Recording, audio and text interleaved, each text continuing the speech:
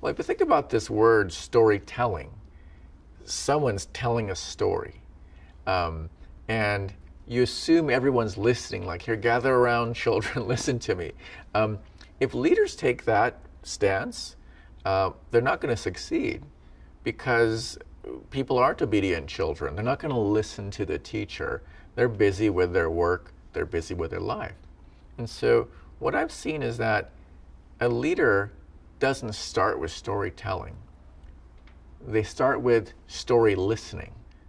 That leader has to have a command of the past of the organization because leaders bridge the past and the future and the present. They refer to the past to enable people to feel the present and to see the future. It's not some kind of radical transformation because we don't like change. But a great story from a leader can bring people along that path. This is how it was, and this is how it is. Little different. There were scary moments, but we got here. And this is the future. We're going to go forward. We did it before. We can do it again.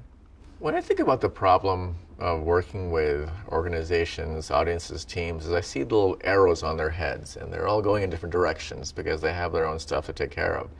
A leader is trying to move everyone's arrow in generally the same direction. And the way to do that is they talk about what North Pole is, North Star is. What is a story that gets everyone's arrow to point in the same direction? You know, when you hear the word design, you'll hear the word empathy used, like within a few words of its radius. It's about how it makes you feel, not how it makes me, the designer, feel. How do you feel matters more. I will only know how you feel if I've listened to you.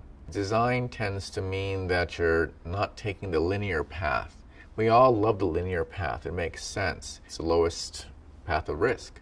But when designers are freed to accept risks, do some things, experiment, out of their comfort zone, they expand their imagination and they find a way back to the problem. It wasn't until I began to lead that did I understand how leading is a kind of design problem. I look at leading as a kind of making, as a creative problem. How to be a creative leader, I think, is the most interesting problem today for any person who's in the creative fields. What's the future of storytelling? I think it has a lot more to do with listening than telling.